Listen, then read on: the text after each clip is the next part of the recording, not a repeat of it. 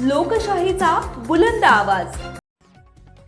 दर्पणकार बाळशास्त्री जांभेकर जयंतीनिमित्त voice of मीडियातर्फे पत्रकार दिवस उत्साहात साजरा. शिंदखेडा शहरातील SS-VPS महाविद्यालयीन संमेलन कक्षात कॉन्फरन्स हॉल इथं दिनांक 6 जानेवारी मंगळवारी रोजी सकाळी 11 वाजता व्हॉइस ऑफ मीडियातर्फे मराठी वृत्तपत्र सृष्टीचे जनक आद्यजनक पत्रकार बाळशास्त्री जांभेकर यांच्या 152व्या जयंतीनिमित्त पत्रकार दिवस उत्साहात साजरा करण्यात आला. कार्यक्रमाची सुरुवात बाळशास्त्री जांभेकर यांची प्रतिमा पूजन व मान्यवरांच्या हस्ते दीप प्रज्वलनानं झाली.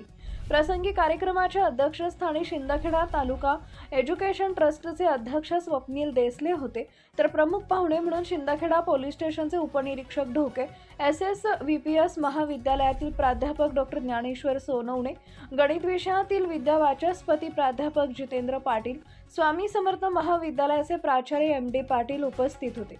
यावेळी व्हॉइस ऑफ मीडिया पत्रकार संघाच्या वतीनं मान्यवरांचं स्वागत पुष्पगुच्छ देऊन करण्यात आले. यावेळी उपस्थित व्हॉइस ऑफ मीडिया पत्रकार संघाच्या सदस्यांचा लेखणी व डायरी देऊन सन्मान करण्यात आला.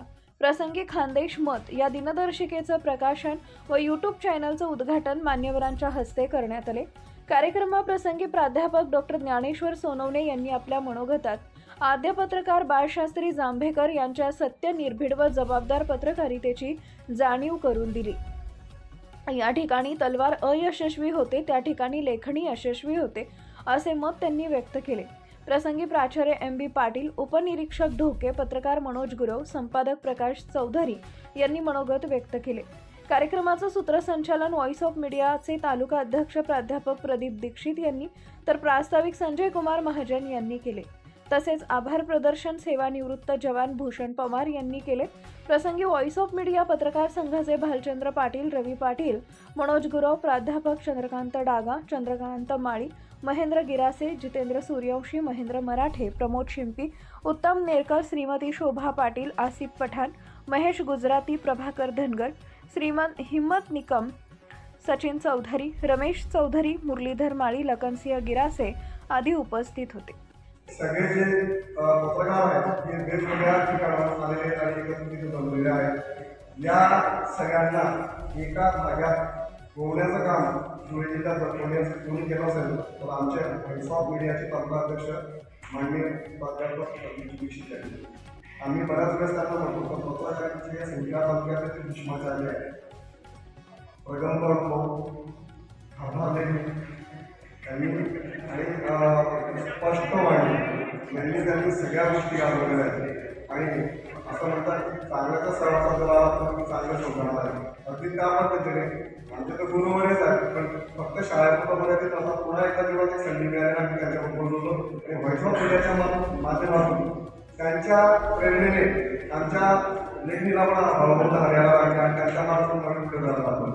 मित्रांनो, जर बघायचं झालं तर व्हॉइस ऑफ मीडिया ही एक पत्रकार संघटना आहे जी पत्रकारांचे हक्क आणि कल्याण करण्यासाठी, सकारात्मक पत्रकारितेला प्रोत्साहन देण्यासाठी, पत्रकारितेच्या क्षेत्रातील अनेक समस्या सोडवण्यासाठी काम करत असते.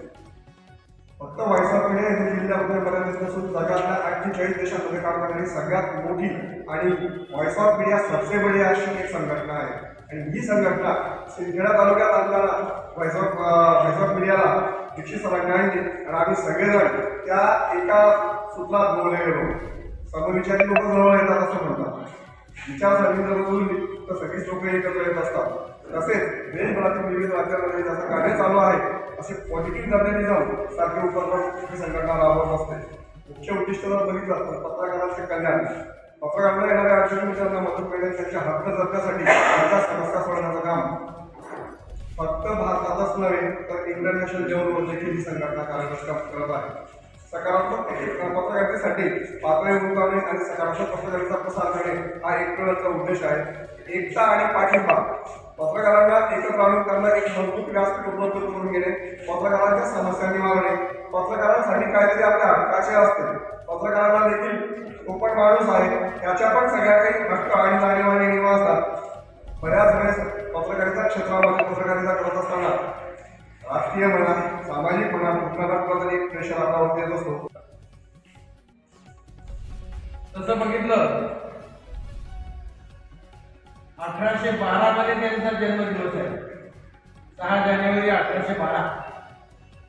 आणि 1832 मध्ये त्यांनी प्रथमतः पहिलं मराठी वर्तमानपत्र दर्पण नावाचं इंग्रजांच्या काळामध्ये त्यांनी प्रामुख्याने सुरू केलं. आता त्या काळामध्ये परिस्थिती भारतामध्ये कशा प्रकारची होती हे आपल्याला तुम्हाला सांगण्याची गरज नाही. बाळशास्त्री जांभेकरांनी त्यावेळेला समाज प्रबोधन व्हावं हा उद्देश आपल्या डोळ्यासमोर ठेवून दर्पण नावाचा मराठी आणि जेव्हा दर्पण त्यांनी जेव्हा काढलं त्यांच्यामध्ये त्यांचा प्रयोग असं होतं की सामान्य जनतेला जागृत करणं, अंधश्रद्धा जे आहे ते नष्ट करण्यासाठी, शिक्षणाचं महत्त्व पटवून देण्यासाठी, वैज्ञानिक दृष्टिकोन रुजवण्यासाठी आणि सामाजिक सुधारणाची जी आहे गरज मांडण्यासाठी जे आहे आणि हा उद्देश जे आहे या मागचा हा दर्पणचा होता. आणि सामाजिक सुधारणाची गरज मांडण्यासाठी पत्रकारांनी जे आहे समाज हित लक्षात घेऊन या ठिकाणी लिहावे असा आदर्श त्यांनी घालून दिलेला होता. समाजाचं कल्याण, समाजातल्या वाईट चालीरीती जे आहे याचं उच्चाटन होण्यासाठी आहे पत्रकारांनी या ठिकाणी आपली लेखणी झिजवावी हा उद्देश जे आहे दर्पण मागचा या ठिकाणी होता. आणि बाळशास्त्री जांभेकरांनी जे आहे पत्रकारितेला काय दिलं, कोणतं योगदान दिलं, कोणती मूल्य दिली, त्यांनी शिक्षा दिली, त्यांनी मूल्य दिली, त्यांनी सामाजिक बांधिलकी दिली आणि त्यांनी जे आहे त्यांनी सांगितलं होतं की त्यावेळेस पत्रकारिता हा समाजाचा आरसा नसून तो आहे समाज घडवण्याचं माध्यम आहे आणि त्यांच्या सगळ्या कार्याचा गौरव करून दर्पणातील विचार करून तत्कालीन गव्हर्नर होते जेम्स कार्नाक यांनी जस्टिस ऑफ द पीस असा किताब देऊन बाळशास्त्री जांभेकरांच्या या ठिकाणी आहे तो गौरव केला होता. पण त्यांनी समाज बदलून नाही तर इंग्रजांच्या जे आहे ती तत्कालीन सत्ता होती त्या विरुद्ध सुद्धा त्यांनी त्या ठिकाणी आहे आवाज उठवलेला होता. ही भूमी जे आहे तयार करण्यात आहे, पाया रोवण्याचं काम जे आहे ते मराठी पत्रकारितेमध्ये जे आहे बाळशास्त्री जांभेकर. आजची जर आपण पत्रकारिता जर बघितलं आमच्या टीवायच्या वर्गामध्ये जे आहे एक अभ्यासक्रम आहे ललित रंग नावाच्या या एका कलाकृतीमध्ये. त्याच्यामध्ये समतेचा खांदा जयदेव डोळे जे आहे यांच्या लेखामध्ये पत्रकारितेतील क्षेत्रातील जे आहे पुरुष सत्ता व्यवस्थेमध्ये महिलांचं स्थान काय याविषयी त्या लेखामध्ये चिंतन करतात. आणि या महाराष्ट्रामध्ये जे आहे 100 सुद्धा महिला जे आहे पत्रकारितेच्या क्षेत्रामध्ये नाही असं जयदेव डोळे म्हणतात. म्हणजे आपण ज्या पद्धतीने